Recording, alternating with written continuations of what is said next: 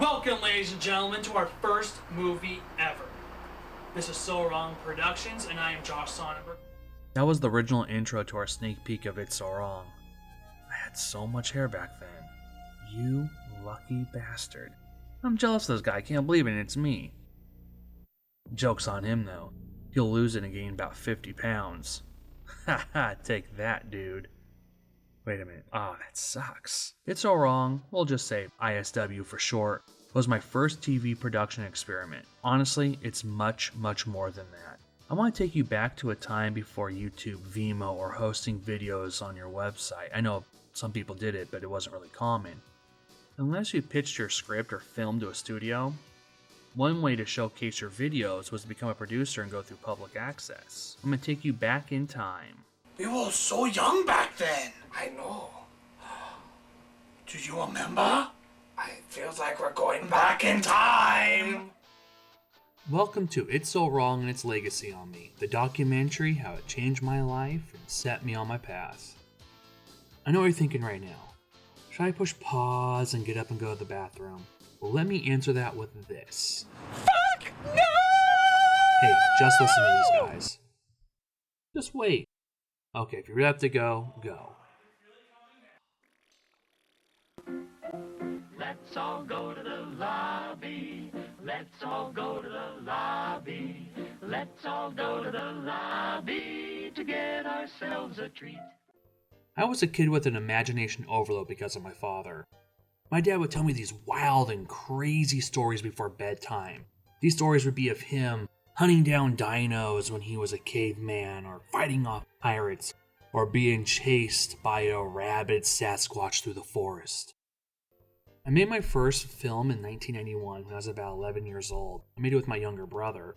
It was inspired by Video Power. Remember that old show? Ours was called That's Power. I made 2 game reviews, one on Mega Man 2, the Bubble Man stage, and the other one on Punch-Out!, How to Beat King Hippo. They were recorded with a big VHS camera. I think we borrowed it from my aunt at the time. It was also recorded on audio cassettes. It still might exist. If I ever find it, I'll upload it. In school, instead of making written assignments, I usually opt out and do a film instead. This film, The War of 1812, actually got me suspended. And I'll admit, I was a really stupid kid at some parts. Our assignment partner, Paul, didn't show up for filming, so we decided to punish him on film. We decided to burn his image, more like burning him to the stake. Everyone thought it was pretty funny. My parents didn't think so. Could have burned down the house. I was usually censored. My work was always looked at thoroughly. If I had to do a speech or perform in front of the school. This was in the 8th grade, by the way. The War of 1812 was so popular, I decided to make a sequel. My next film was The 12 Gods. I didn't get in trouble for this film. What a world, what a world. The 12 Gods was many different stories from Greek and eventually Roman mythology. In high school, I was really big into theater. I was even co-president of my thespian troupe. I'm not sure why this picture is included. Maybe I'll get to the blow-up doll later. I hope they catch it!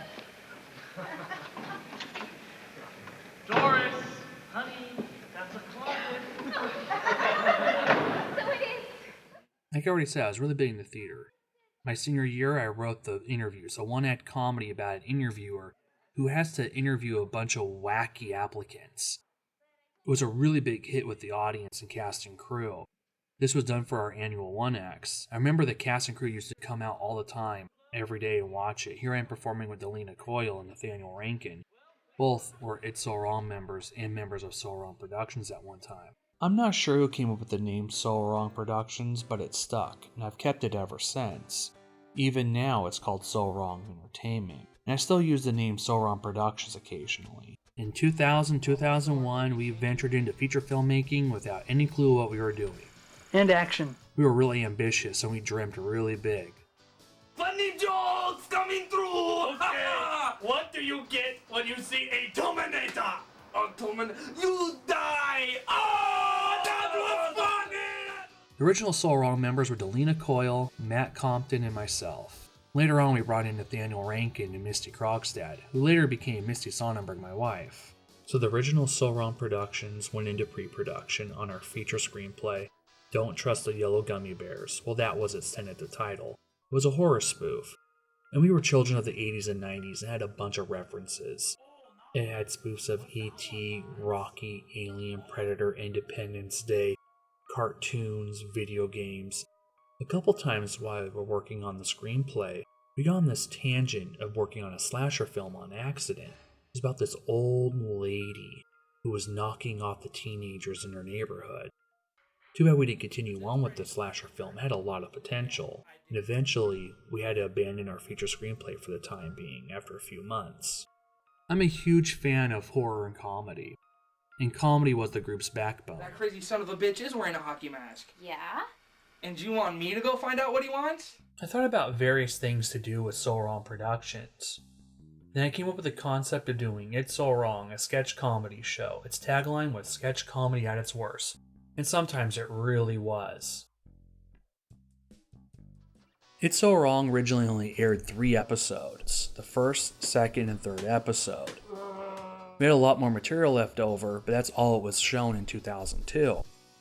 It's So Wrong was from 2001 to 2004. A little bit of 2005 if you considered editing. Not only was it a variety show that included sketches, sometimes it included short films, such as He-Man Meets Freddy the Friendly Nurse. And you shall make him sicker and sicker, and then he shall die!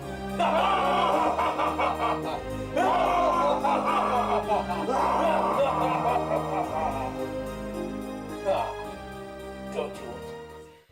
90% of the first season was improvised. Some of the characters only showed up for a couple episodes, and other ones appeared in almost all of them. Where's Arnold? I don't know what Lance is. I don't know what Arnold is. We gave Arnold Schwarzenegger a brother, but it wasn't really Arnold Schwarzenegger, it was Arnold the Schwarzenegger and Lance the Schwarzenegger brothers. We're brothers! And they've done every film you could think of, including being the mothership of Independence Day. They also were very strong supporters of eBay. Did you old girl from eBay? Not a nurse. We had the Appetizers, the world's shittiest tag team. They shit on him! They shit on me! We had the world's greatest lover. The world's greatest lover. Anything for Money Man only appeared in 2 episodes. Well, 3 if you consider his deleted scene. Just didn't work out. Like I said, I'll talk about the blow-up doll later. Not right now. I gotta get me a job. This is before I popped her and buried her in the backyard. You're not very nice at all. We used the same sets, sometimes no costumes. Sometimes the footage was too dark to see. Damn fucking straight. The editing had bad continuity sometimes, but It's So Wrong. Since we had a strong theater background, a lot of our sketches were shot with just master shots. And I look back at it now and I find it very annoying. This was more true with the first season versus the second season. In some ways, I was actually embarrassed by some of the work. It was really amateur. There was not a lot of takes. We all had busy lives, so sometimes I had to perform a couple sketches on my own. But most of the time, it was Matt and myself, or Nathaniel Rankin or myself, or Misty and myself. Only a few characters were solo characters. Most of them had a counterpart, a yin to a yang if you want to be cliche. Another thing we like to do with It's So Wrong is break the fourth wall, so we were always cheating towards the camera.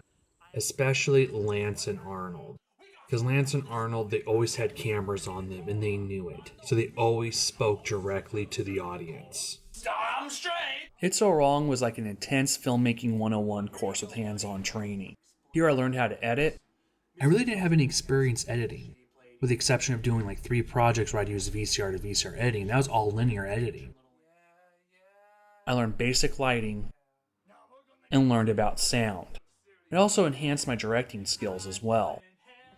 For a while my life was It's So Wrong, college, and MC, TV. Today I do my editing at home, and so does practically everyone else. But there was something different and unique about actually juxtaposing your images in an actual edit station. That booth, sometimes I miss it.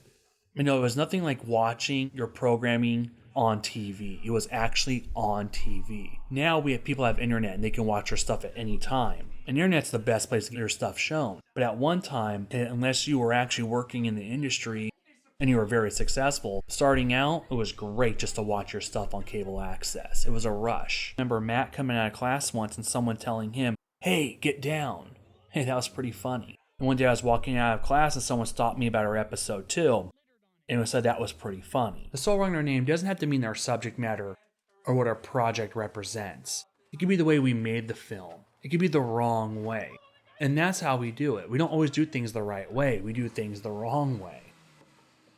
In 2003, the group pretty much disbanded, and I went off to college to Illinois. Hippies in the Midwest is probably the last of the original season, and I thought it was going to be the very last of It's So Wrong.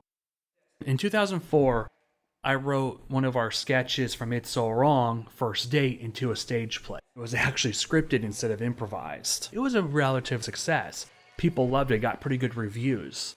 When I came back in the summer of 2004, we went back to filming for the second season. At the same time of working on the second season, I was back in the editing booth at MCTV, re-editing the first 3 episodes, and editing 3 more. So we aired all 6 episodes of season 1 while working on season 2. It was a summer of nothing but filmmaking, really. The second season, or now it's called Volume 2, was actually very different from the first season. Its concepts, like almost a horror movie, were completely different. They weren't even funny, they were actually short horror films. We were actually venturing into new territories, new atmosphere. The second season was also a little darker than the first one, and it wasn't as fluid and spontaneous as the first season. We still had a lot of fun making it. About half of it was scripted, and half of it was improvised. Now, if you compare season 1 to season 2, there's a lot more variety in shots. A few projects that we filmed for It's So Wrong end up being completely different new entities on their own, like The Jogger. The Jogger is actually more a horror film than it was a comedy sketch. It's So Wrong really didn't feel like It's So Wrong when Volume 2 came around. It was completely different. In 2005, we were getting ready to film more segments for Volume 2, but we decided to pause and actually make a short film. I've already made Don't Feed the Squirrels, The Biting Lady Beetles, and several others. We were supposed to be working on 2 scripts, horror and a script called The Uncanny Exables.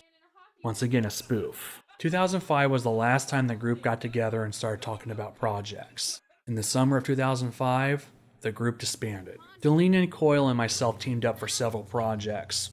Once in 2007, and once in 2010 for Nuts of the Future. It's So Wrong had about 15 episodes. Some were only on DVD, others were only on VHS. I can't even tell you how many sketches were filmed or how many hours were put into the show. Most of the raw footage I have on my computer now, but I'm missing about 2 to 3 tapes, so I have no idea how many sketches have truly been lost. On my website, SoWrongFilms.com, I have a filmography, but it doesn't list everything. It lists ones I know I filmed, but there's a lot I don't remember. At one time I thought about relaunching It's So Wrong. I called it That's So Wrong Remix. It was only a promo episode, but it featured a couple new things, including Justin Churchill's Storytime with Monkey. I haven't really watched It's So Wrong in over 10 years. I've been thinking about doing this documentary for a while, and now so many years have passed since It's So Wrong was done, I felt now was the right time to do it. It's my opportunity to reveal behind the curtain and actually close the curtain at the same time. Since I'll never air the episodes again, this is kind of like my final send-off. After It's So Wrong, I got the bug. I knew what I wanted to do, and it was filmmaking. There are so many leftover scripts and stories that I never made for It's So Wrong. I mean, I have folders full of them. Anything for Money, man, turned into a feature-length screenplay called Anything for Money, which one day I hope to actually film and make. So It's So Wrong is still an influence on me even today. The legacy of It's So Wrong will always stay with me. Thank you for watching. And thank you for everyone who actually watched our show, supported us. And I want to thank you to all the members who are behind the camera, in front of the camera. Without you, there was no It's So Wrong. It's so wrong, but so what?